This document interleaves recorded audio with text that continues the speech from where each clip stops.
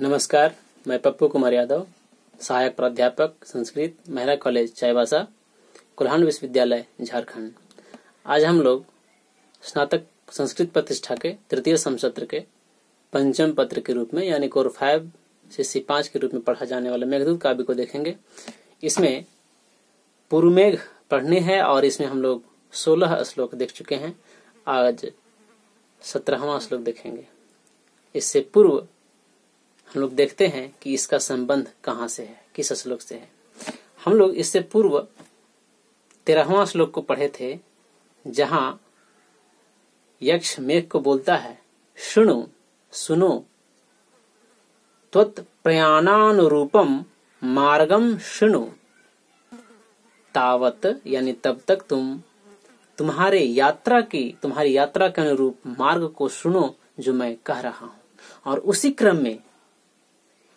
उसी क्रम में यक्ष कहता है मेघ को कि खीनः खीनः शिखरिषु पदम न्यस्य गन्तासि यत्र क्षीणः क्षीणः परिलघुपयः स्रोतसां चोपभुज्य।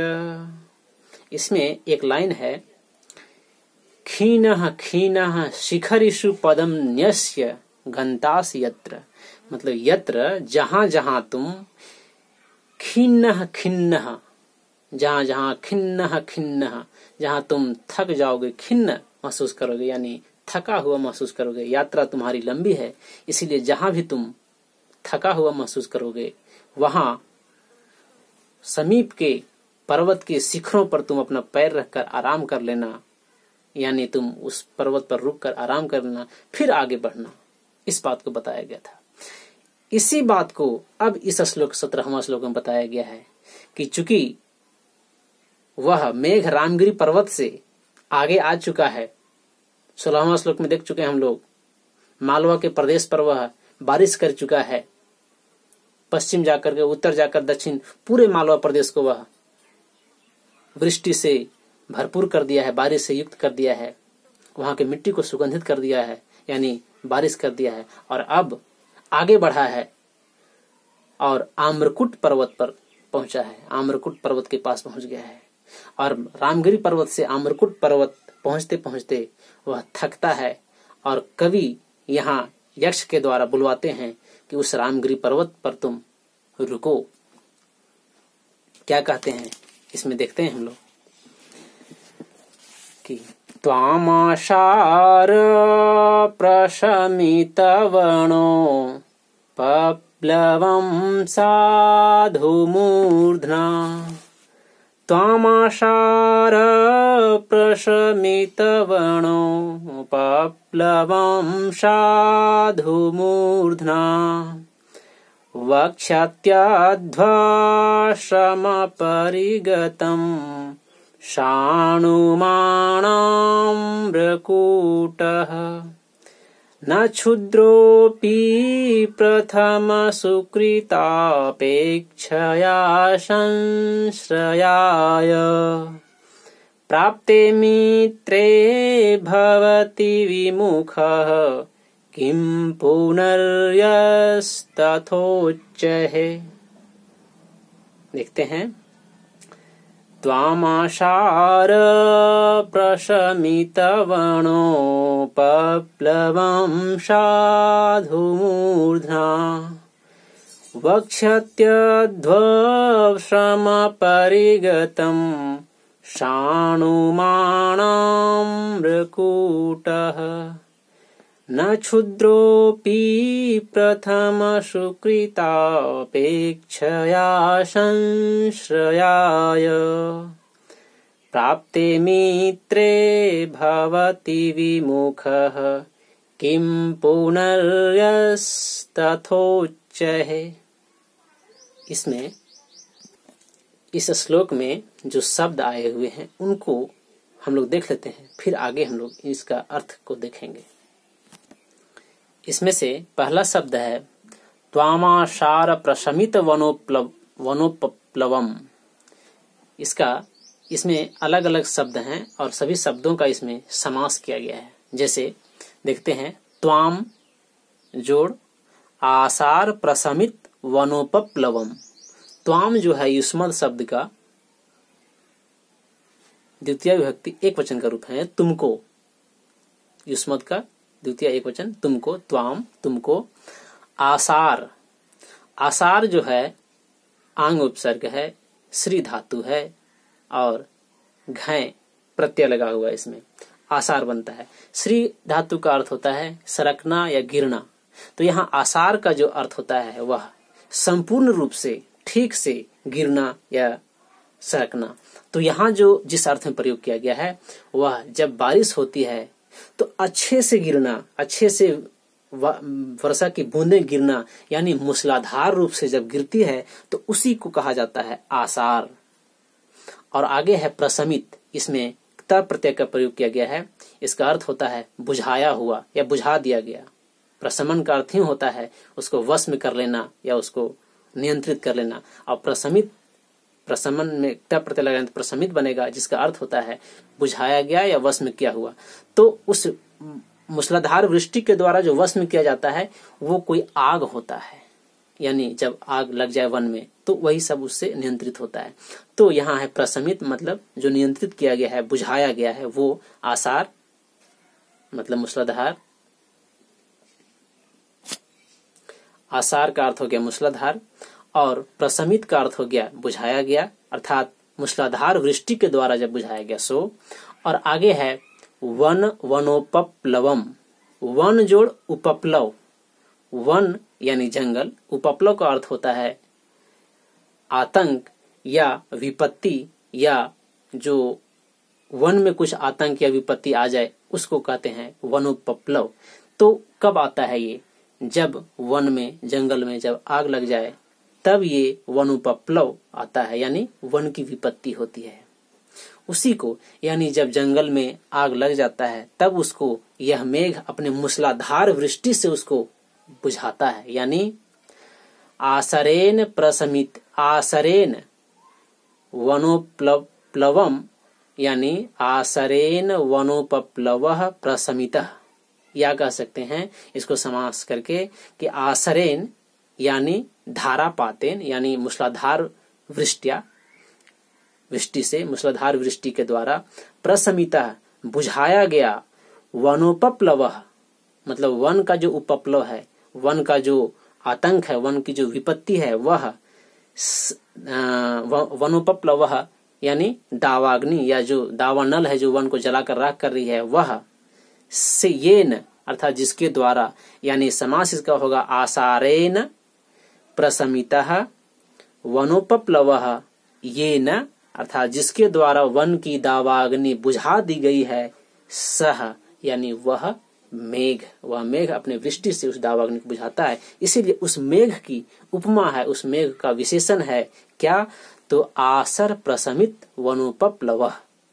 और उसकी द्वितीय विभक्ति जब होगी जब, तब इसका रूप बनेगा आसार प्रशमित वनोपप्लवम। आगे शब्द है साधु, साधु अव्यय है, इसका अर्थ होता है अच्छे प्रकार से, ठीक से, अच्छा से। आगे है मूर्धना, ये मूर्धन शब्द है, यानी मूर्धा पर, ऊपर में शिखर पर, चोटी पर, अपने ऊपर, मूर्धन शब्द का उसका तृतीय एक वचन का रूप है, मूर्धना रूप बनता है।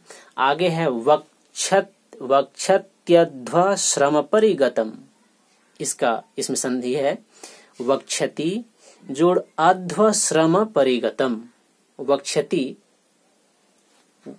जो रूप है वह धातु का रूप है, वह धातु जिसका अर्थ होता है उठाना या ले जाना, और इसी का वह धातु का लिट लकार मध्यम नहीं, लिट लकार प्रथम पुरुष एक वचन का रूप जो बनता है वह वक्षति रूप बनता है। अब इसका अर्थ होता है धारण करना या रखना, वक्षति। आगे है अध्व श्रम परिगतम। अध्व का अर्थ होता है मार्ग, रास्ता, पथ, और श्रम यानी उस मार्ग के श्रम से, उस मार्ग के अधिक चलने से जो थकान होती है परिगतम मतलब उस मार्ग में चलने से, उस मार्ग में श्रम करने से, मतलब मार्ग के श्रम से, मार्ग के थकान से, परिगतम उत्पन्न हुआ, अर्थात मार्ग में चलने से जो उत्पन्न होता है, यानी जो थकान उत्पन्न होता है वह परिगतम। तो यह भी विशेषण है उस मेघ का। वक्ष श्रम परिगतः मेघः, और तम उसको परिगतम, यानी वक्ष श्रम अध्व श्रम, इसके पहले जो बोले थे उसको नहीं याद रखना है। अध्व श्रम परिगतम, अध्व श्रम परिगतः मेघः, और उसकी द्वितीय विभक्ति अध्व श्रम परिगतम, यानी जो मार्ग के श्रम से जो थका हुआ है उसको, उस रूप वाला। आगे है सानुमानाम्रकूटः, इसमें संधि है सानुमान जोड़ आम्रकूटः, सानुमान जोड़ आम्रकूटः। आम्रकूटः पर्वतः, पर्वत का नाम है आम्रकूट, और सानुमान, सानु का अर्थ होता है चोटी, और उसमें मतु प्रत्यय लगा हुआ है, तब सानुमत बना, और सानुमत जब मतु प्रत्यय लगता है तब उसका रूप सातों विभक्ति में चलने लगता है, और तीनों लिंगों में, तीनों वचन में। तो इसका भी रूप, सानुमत का रूप सानुमान, सानुमंतव, सानुमतः, धीमत के जैसा चलता है रूप इसका। तो इसका भी प्रथमा विभक्ति एक वचन में बनेगा सानुमान, यानी चोटी वाला, चोटी से युक्त। तो कौन होता है चोटी से युक्त? पर्वत होता है। तो सानुमान आम्रकूटः, यानी सानुमान का सीधा अर्थ हो गया पर्वत। आम्रकूटः सानुमान यानी आम्रकूट पर्वत। आगे है न क्षुद्रोपि, न मतलब नहीं, क्षुद्रो मतलब नीच, अपि न क्षुद्र भी, क्षुद्र भी नहीं। आगे है प्रथम सुकृत अपेक्षया, प्रथम मतलब पूर्व में, सुकृत अच्छा जो कर्म किया गया है उसको अपेक्षया, उसको अपेक्षा नहीं करता है। प्रथम सुकृत मतलब पूर्व में किए गए जो कर्म है उसकी अपेक्षया, उसकी अपेक्षा नहीं करता है। संश्रयाय, संश्रयाय जो है उसका अर्थ होता है विश्राम स्थान या आवास या रहने का जगह। और आगे जो है प्राप्ते, प्राप्तम शब्द है प्राप्त, और यह इसका सप्तमी प्राप्ते मित्रे सति मतलब मित्र के प्राप्त होने पर भवति होता है विमुख, विमुख मतलब विमुख अर्थात मुंह मोड़ लेना या उसको नजरअंदाज कर देना, इसका अर्थ ये होता है। किम क्या, आगे है पुनः जोड़, यह जोड़, तथा जोड़, उच्च है पुनर्यस तथोच्च है। इसका अर्थ ये हो जाएगा पुनर्यस तथोच्च का पुनः, यह तथा उच्च, पुनः मतलब फिर, यह मतलब जो, तथा उस प्रकार, उच्च मतलब इस प्रकार की उच्च कोटि का जो है वह। अब इसका पूरे दो लाइन जो ऊपर हैं अर्थात प्रथम पंक्ति, प्रथम दो चरण, उसका सीधा अर्थ छोटा सा है कि आम्रकूटः सानुमान अर्थात आम्रकूट पर्वत, त्वाम प्रथम में लिखा गया है प्रथम शब्द त्वाम तुमको, और अंतिम में देखिए यहाँ है आम्रकूटः सानुमान त्वाम आम्रकूट पर्वत तुमको। आगे है मूर्धना वक्ष्यति, मूर्धना मतलब सिर पर, माथे पर, मस्तक पर, शिखर पर, अपने चोटी पर। तो यहाँ मुख्य रूप से यही बताया जा रहा है कि आम्रकूट पर्वत तुमको अपने चोटी पे, अपने शिखर पे धारण करेगा, यही बताया गया है। आम्रकूटः सानुमान यानी आम्रकूट पर्वत त्वाम तुमको साधु ठीक प्रकार से, अच्छे से स्वागत करके, प्रेम से, मूर्धना अपने मूर्धा पर, अपने शिखर पर, अपने चोटी पर, वक्ष्यति धारण करेगा। अब त्वाम तुम कैसा है, इसके विशेषण में दो शब्द आए हैं। पहला अध्व श्रम परिगतम, अध्व श्रम परिगतम पहला है, दूसरा है आसार प्रशमित वनोपप्लवम। ये दो, इन दो विशेषणों से युक्त है त्वाम मतलब तुम अर्थात मेघ। तो यहाँ पहला हो जाएगा कि आम्रकूटः सानुमान त्वाम साधु मूर्धना वक्ष्यति, यानी आम्रकूट पर्वत तुमको ठीक प्रकार से अच्छे से स्वागत करके मूर्धना सिर पर वक्ष्यति धारण करेगा, रखेगा, आश्रय देगा, रहने का स्थान देगा। और तुम कैसे हो अर्थात मेघ कैसा है, इसके लिए बताया गया है कि अध्व श्रम परिगतम, अध्व श्रम परिगतम, यानी अध्व मार्ग के, श्रम परिश्रम से, परिगतम यानी जो प्राप्त है, उत्पन्न है, यानी मार्ग के परिश्रम से थका हुआ जो तुम हो। यानी कह सकते हैं इसको कि आम्रकूटः सानुमान त्वाम, या विशेषण के साथ बोलेंगे तो आम्रकूटः सानुमान अध्व श्रम परिगतम त्वाम साधु मूर्धना वक्ष्यति। आम्रकूट पर्वत तुमको जो तुम मार्ग के परिश्रम से थके हुए हो उसको साधु अच्छे प्रकार से मूर्धना वक्ष्यति अपने सिर पर धारण करेगा। एक और विशेषण है आसर प्रशमित वनोपप्लवम, और वो यहाँ प्रश्न उठता है, उसका निवारण करते हुए बोलता है कि क्यों तुमको अच्छे से धारण करेगा, क्योंकि तुम उपकार किए हो उस पर। क्या उपकार किए हो बताता है इसमें। आसर प्रशमित वनोपप्लवम, आसर अर्थात अपने मूसलाधार वृष्टि के द्वारा, अपने अधिक जल की वर्षण के द्वारा, अपने अधिक जल वर्षा के द्वारा प्रशमित बुझा दिया है। क्या? वनोपप्लवम अर्थात इस आम्रकूट पर्वत में जो स्थित वन है, जो पेड़ पौधे हैं, जब इसमें आग लगा था पहले, उस आग को बुझाने का काम तुम मेघ किया था अपने मूसलाधार वृष्टि के द्वारा।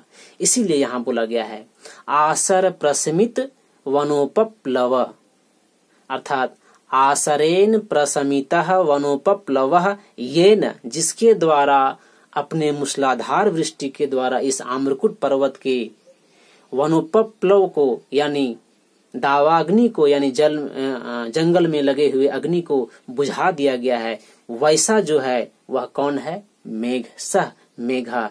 और उसका द्वितीय विभक्ति आसर प्रशमित वनोपप्लवम, यानी जो अपनी मूसलाधार वृष्टि के द्वारा आम्रकूट पर्वत पर लगे वनों में जो आग है, उस आग को बुझा दिया है, वह तुम। तो इसका विशेषण के रूप में बोलेंगे तो आम्रकूटः सानुमान, यानी आम्रकूट पर्वत, आसार प्रशमित वनोपप्लवम, अध्व श्रम परिगतम, यानी आम्रकूट पर्वत, आसार प्रशमित वनोपप्लवम, अपने मूसलाधार वृष्टि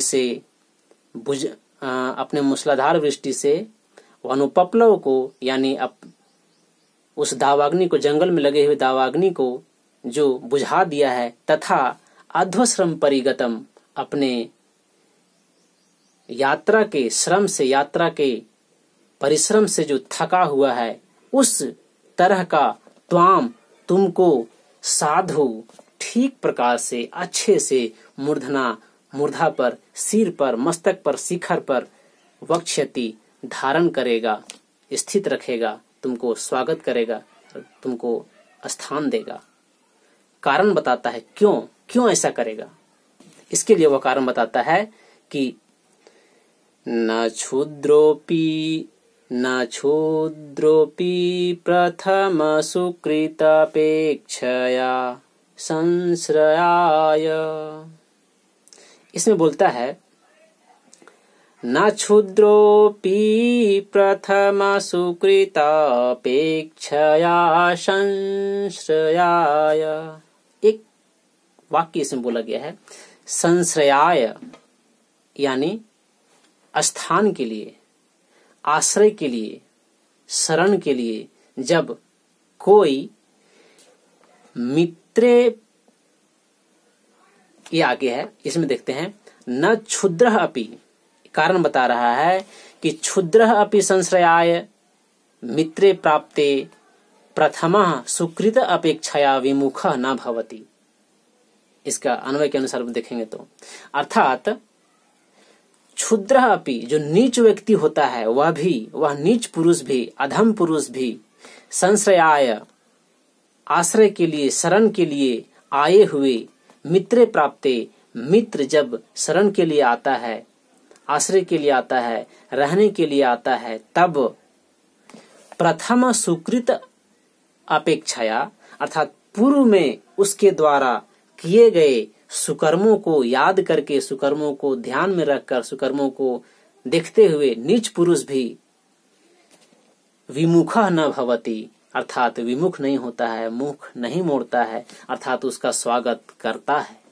ऐसा नहीं है कि उस मित्र का स्वागत नहीं करता है।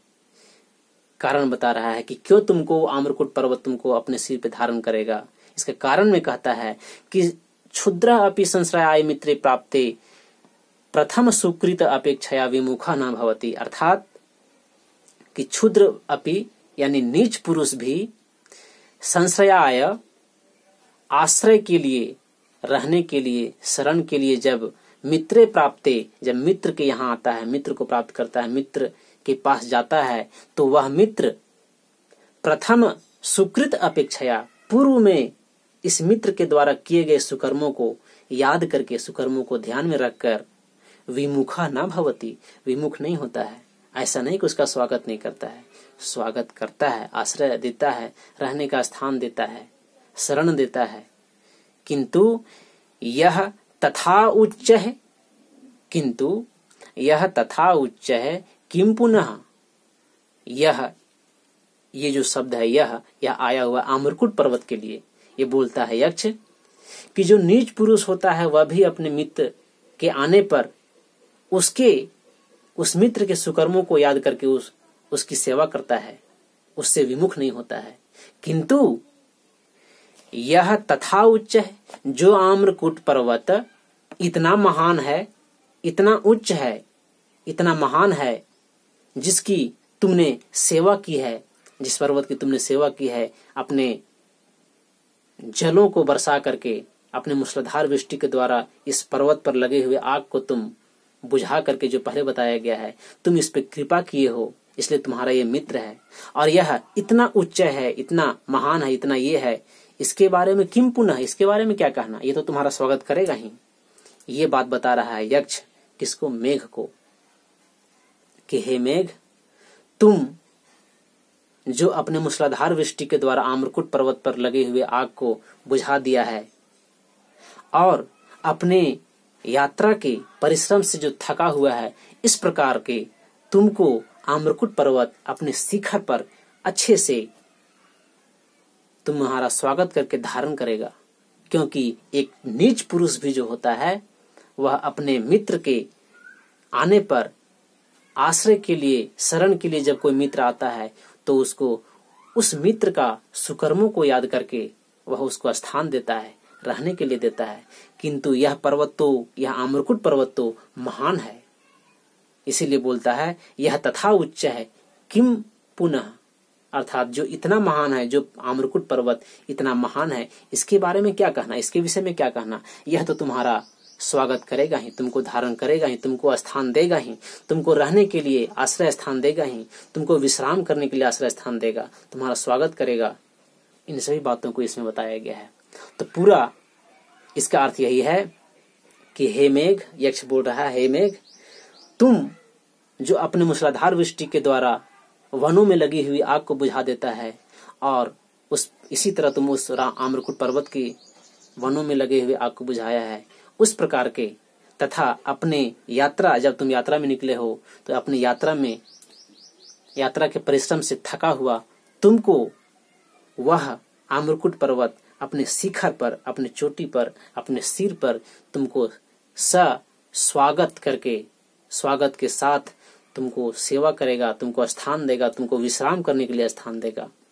क्योंकि एक नीच पुरुष जो भी होता है वह भी अपने मित्र के आने पर, अपने मित्र के शरण के लिए आने पर, यानी जब कोई उसका मित्र शरण के लिए आवे, आश्रय के लिए आवे, स्थान के लिए आवे, रहने के लिए आवे, तो वह भी उस मित्र के सुकर्मों को याद कर विमुख नहीं होता है, उसका स्वागत नहीं करता है। ऐसा नहीं है, उसका स्वागत करता है। किंतु यह आम्रकूट पर्वत तो महान है, और तुम इसका उपकार भी किया है, इसीलिए तुम्हारा यह स्वागत करेगा ही, तुमको स्थान देगा ही, तुमको आश्रय देगा, तुमको शरण देगा, तुम वहां विश्राम करेगा और फिर आगे बढ़ना वहां से। इस बात को इसमें बताया गया है। इसमें प्रश्न पूछे जा सकते हैं कि किस पर्वत पर मेघ को ठहराया गया है। मेघ किस पर्वत पर सबसे पहले ठहरता है? आम्रकुट पर्वत पर। सानुमान का अर्थ क्या होता है? पर्वत होता है। इसके बाद त्वाम को छोड़ करके आसार प्रशमित वनोपप्लव, ये किसका विशेषण है? मेघ का है। अध्व श्रम परिगतम, यह किसका विशेषण है? मेघ का है। मूर्धना कह मूर्धना वक्ष्यति, कौन अपने मूर्धना पर, ये सिर पर, चोटी पर धारण करता है? तो आम्रकुट पर्वत किसको धारण करता है? मेघ को धारण करता है। इस बात को बताया गया है। और अंतिम में ये जो पूछ सकता है कि न क्षुद्रोपि प्रथम सुकृतापेक्षया संश्रयाय प्राप्ते मित्रे भवते विमुखा किम पुनर्यस तथोच्चय, ये लिख करके पूछेगा ये कहाँ है, किसने कहा है? तो ये इसी मेघदूत में लिखा हुआ, ये जो हम लोग पढ़े हैं यही इसी जगह पे है। और मेघ कहता है, मेघ को कहता है यक्ष। इस प्रकार से जो भी प्रश्न बनेंगे सबकी तैयारी करनी है। आज इतना ही, आगे हम लोग देखेंगे अगला श्लोक। धन्यवाद।